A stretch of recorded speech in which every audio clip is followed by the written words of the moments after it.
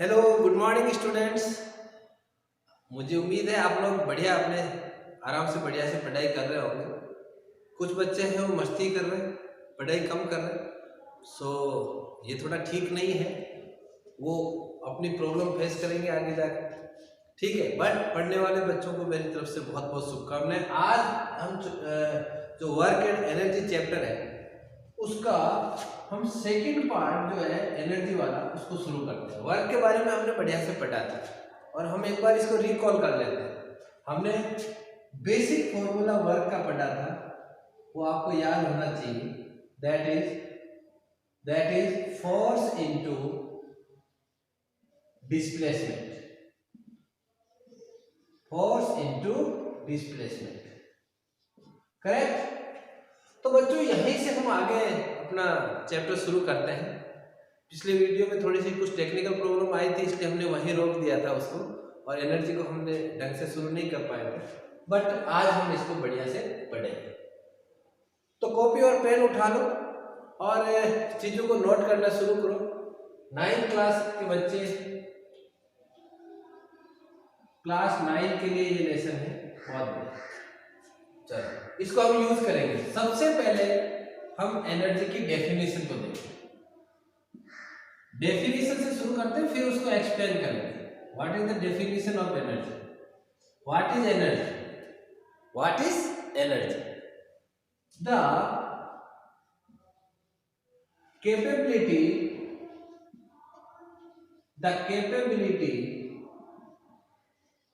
of doing work, the capability of doing work by an object, the capability of doing work by an object is called energy of the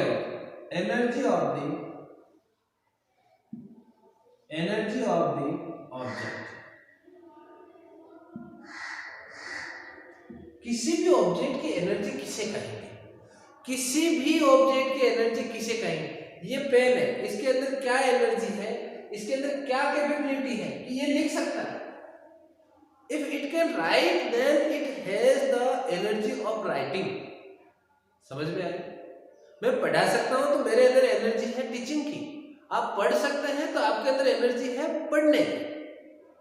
clear? तो ये जो capability है, किसी भी object के काम करने की जो कैपेबिलिटी है, जो वर्क करने की कैपेबिलिटी है, उसे ही हम उस ऑब्जेक्ट की कैपेबिलिटी कहेंगे। बड़े आराम से समझो इस चीज को। अब देखो, ये आप सोचोगे कि यार ये तो बहुत सिंपल चीज है। बिल्कुल नहीं, ये बहुत बड़ी वाइड चीज है। कैसे? कोई ऑब्जेक्ट है, वो मूव कर रहा है, एक जगह से दूसरी जगह मूव कर रहा है, तो उसके अंदर कुछ इस तरह की एनर्जी है जो उसको मूव कर सकती है, मूव करा सकती है। इस तरह की एनर्जी उसके अंदर है, ठीक है।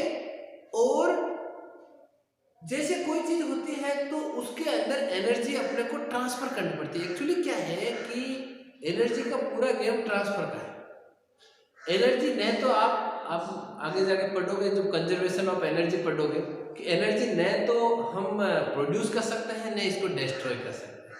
It can be change from one form to another, यानी एक फॉर्म से दूसरी फॉर्म में बदल सकते हैं। तो हम इस चैप्टर में यही सब कुछ पढ़ेंगे कि फॉर्म कौन कौन सी है जिनको हम चेंज कर रहे हैं और किस किस टाइप की एनर्जी। यहां पर जो बेसिक कंसेप्ट आया वर्क, तो देखो दो चीज आ गई।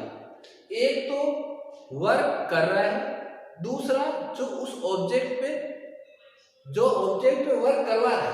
कैसे? जैसे ये पेन है, इसके ऊपर काम हो रहा है पेन पे। इसका मतलब क्या हुआ? इसका मतलब ये हुआ कि मैं इसको चला रहा हूं, मैं इससे लिख रहा हूं, तो मेरी एनर्जी जो है वो ट्रांसफर हो रही है इसमें, यानी I am losing the energy and the pen is getting the energy to write. दोबारा बढ़िया से आराम से समझो, कोई जल्दबाजी नहीं। मैं इस पेन को ऐसे लिख रहा हूं, मैंने ऐसे लिख दिया, बहुत बढ़िया है ना, आपके साइन कर दी। अब ये जो मैंने काम किया, तो काम किसने किया? मैंने किया। किस पर किया? पेन पर किया।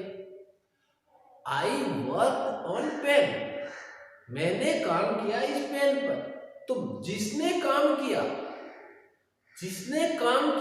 उसकी एनर्जी लूज होगी, और जिस पर काम हुआ उसकी एनर्जी इंक्रीज होगी। समझ में आया? तो ये एक बहुत ही बेसिक कंसेप्ट यहां पर आ गया, शायद समझ में आ गया होगा आपको, है ना। एक हम बहुत बढ़िया सा सुंदर सा एक इसके बारे में कंक्लूजन निकाल लिया हमने। The object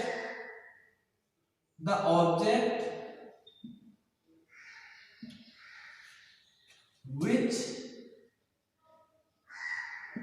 does the work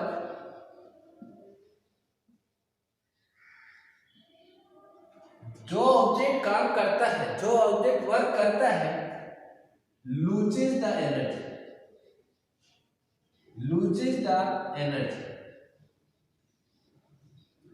and the object on which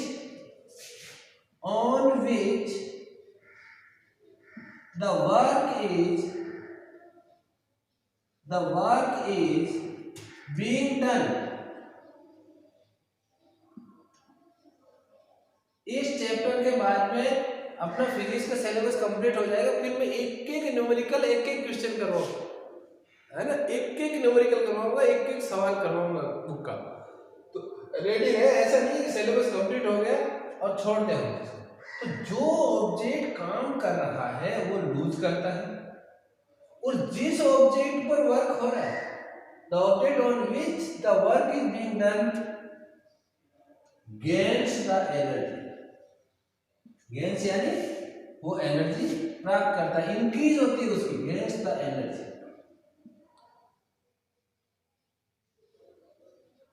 कैसे? देखो, एक बहुत अच्छा प्लेयर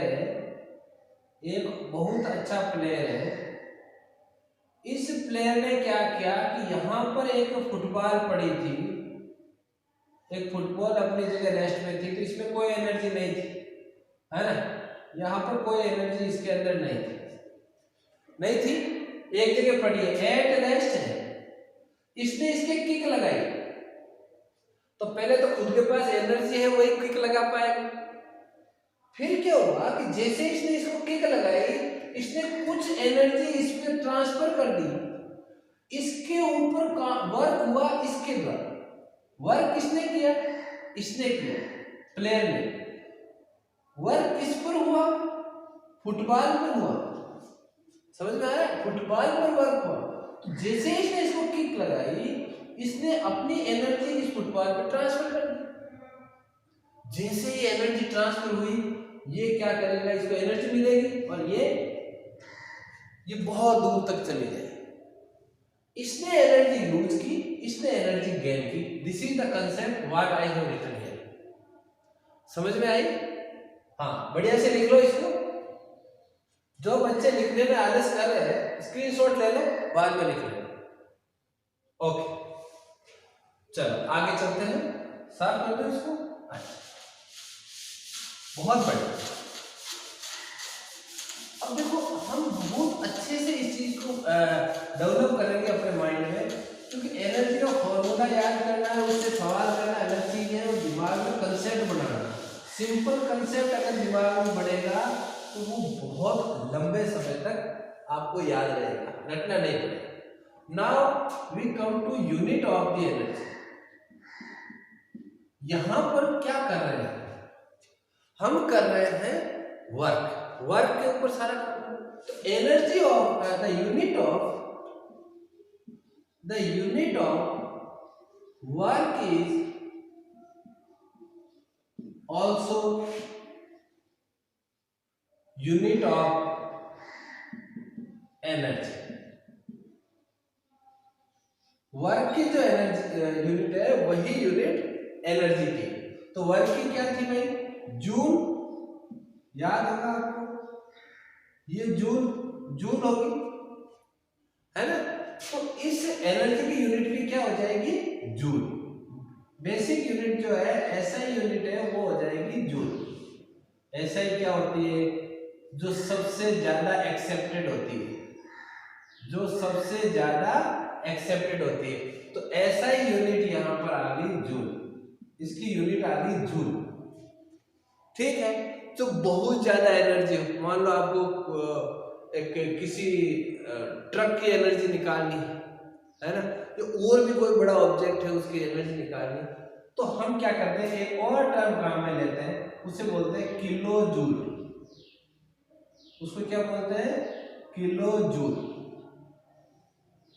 एक किलो जूल जो होता है, 1 kilo joule is equal to 1000, आप लोग जानते हो किलो मीन्स 1000 जूल। ठीक है, 1000 जूल के इक्वल होता है 1 किलो जूल। तो बड़ी जब बहुत ज्यादा एनर्जी होती है तो उसको हम इस तरह यूज करते हैं। क्लियर हो गया ये आपका? हाँ, यूनिट आ गई आपकी जूल और बड़ी यूनिट आ गई kilo joule.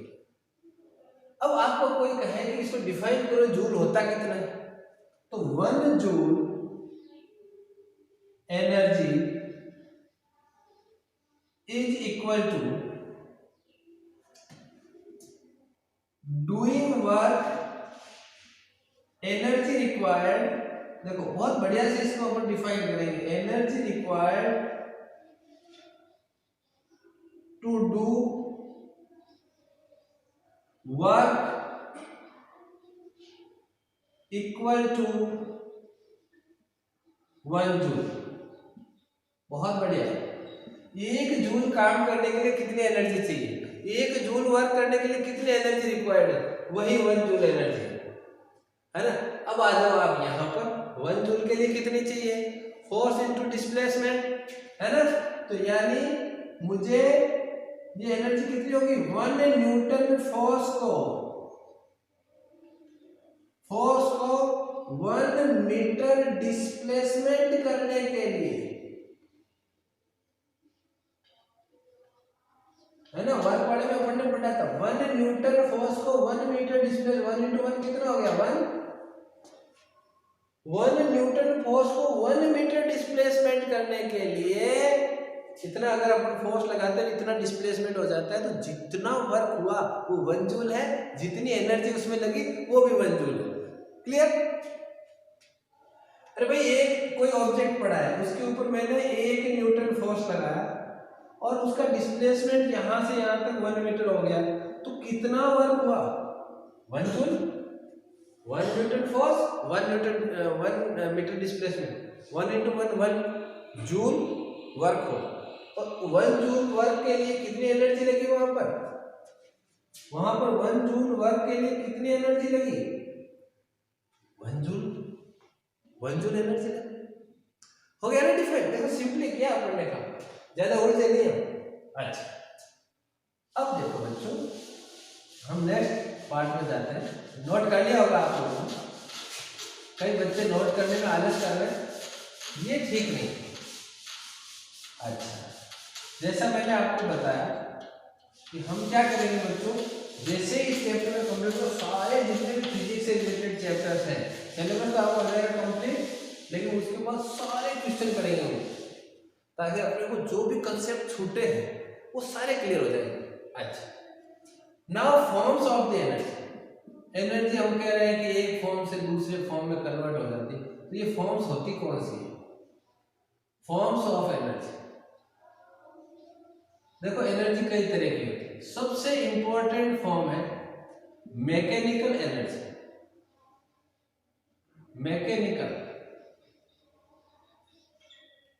Mechanical energy, clear. उसके बाद दूसरी फॉर्म कौन सी important form, solar energy. Solar energy, just a minute, I think I should change it.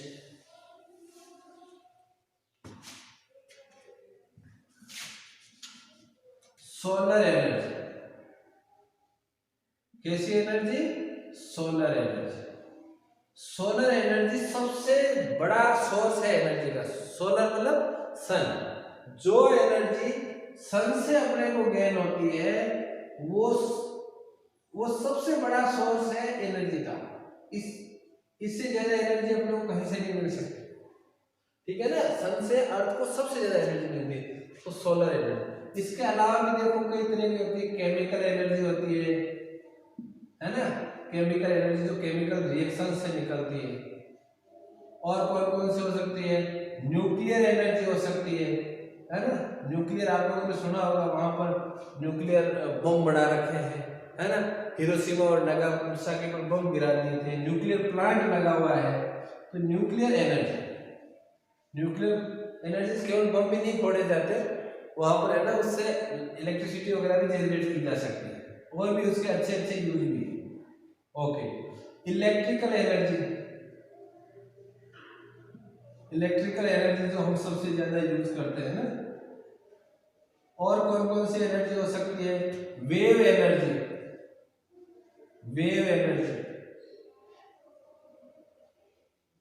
Thermal energy जो हीट से संबंधित है, जहां हीट होती है ना, उस एनर्जी को थर्मल एनर्जी कहते हैं। ये हीट एनर्जी भी बोलते हैं इसको, ठीक है। दुनिया भर के टाइप ऑफ एनर्जी है, जितने जहां पर भी हम देखते हैं उस टाइप की एनर्जी, बहुत सारी एनर्जी हम फेमिलियर है, उनमें से कुछ पार्ट मैंने लिया। और हम इस चैप्टर में स्टडी करने वाले हैं मैकेनिकल एनर्जी। किस पार्ट को स्टडी करेंगे, मैकेनिकल एनर्जी। एक बार नोट कर लो ये ना, फिर हम मैकेनिकल एनर्जी से शुरू करते हैं। करेक्ट, कर लिया नोट, बहुत बढ़िया, ठीक है। तो बच्चों अब हम आते हैं मैकेनिकल एनर्जी। आज हम मैकेनिकल एनर्जी का एक पार्ट पढ़ेंगे, मैकेनिकल एनर्जी। ये एनर्जी दो तरह की होती है, नाम से ही है कि मैकेनिक से संबंधित है ना। दो तरह की होती है, पहली होती है काइनेटिक एनर्जी,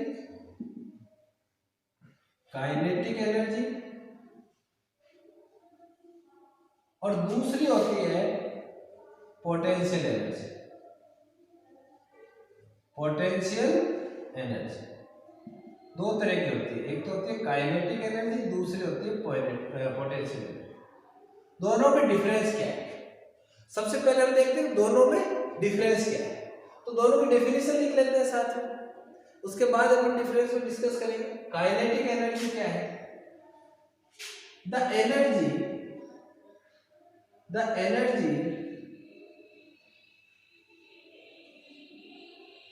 possessed by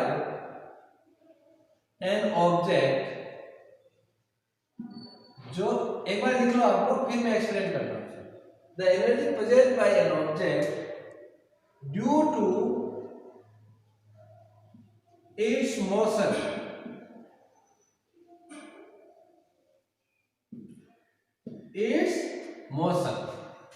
और यहां पोटेंशियल एनर्जी में लिखेंगे द एनर्जी possessed by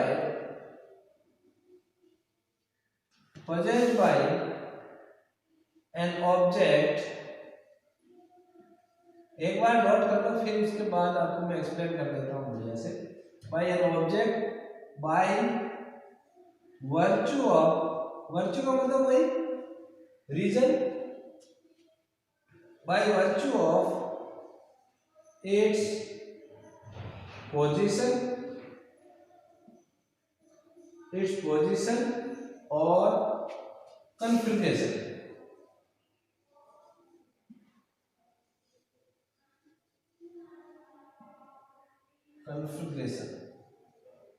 ठीक है, देखो ये मैंने लिख दिया, आप इसको नोट कर लो। अब समझने की कोशिश करो। काइनेटिक एनर्जी का मतलब हुआ कि कोई भी ऑब्जेक्ट है, अगर ये अपनी एक जगह से दूसरी जगह पर मूव हो रहा है, मोशन में है, इसके अंदर वेलोसिटी है, क्या कहेंगे कि इस स्पीड के कारण जितनी भी एनर्जी इसके अंदर आई है, आप लोग जानते हो कि एक पत्थर यहाँ पर पड़ा है ना, मैंने एक पत्थर को जमीन पर रख दिया, वो कोई नुकसान नहीं करेगा, लेकिन मैंने उसको ऊपर से गिराया तो उसकी एनर्जी वहां पर लगेगी और वहां पर एक खड्डा हो जाएगा। इसका ये एनर्जी आई कहां से? ये एनर्जी उसकी स्पीड से आई। समझ में आए?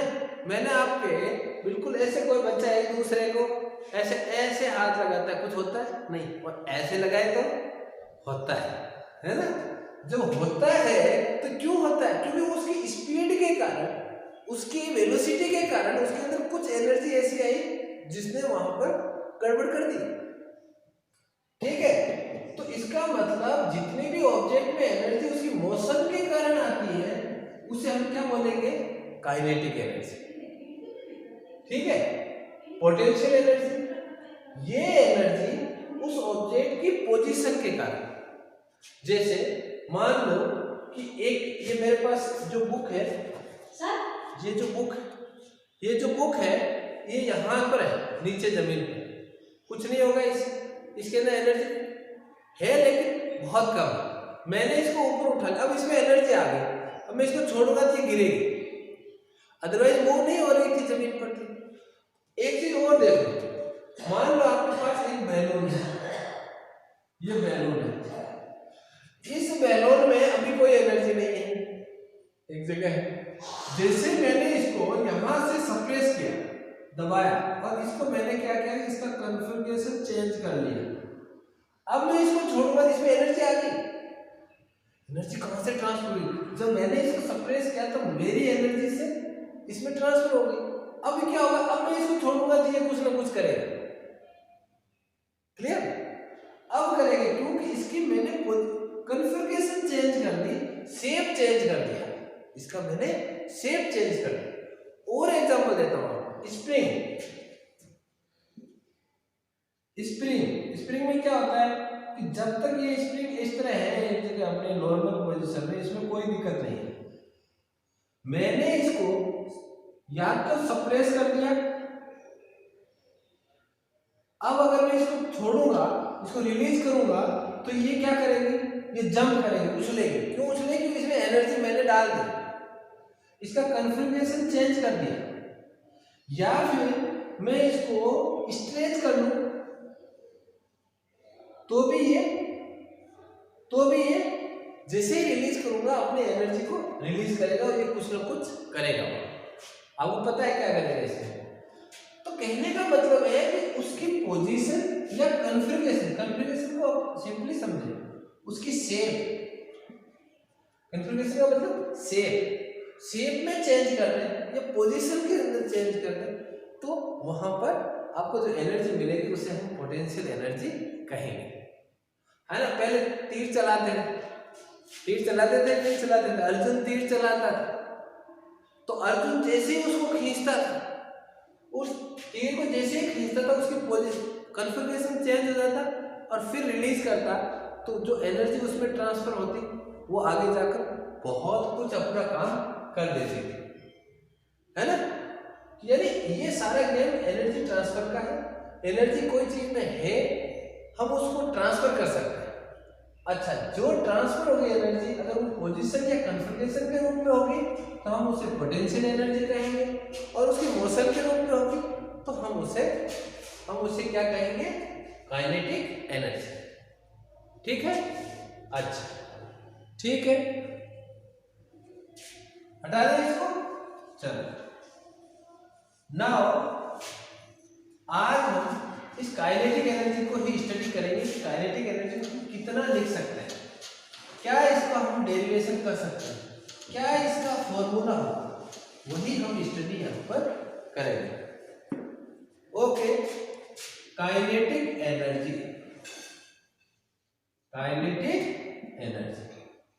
कुछ चीजें हमें माननी पड़ेगी।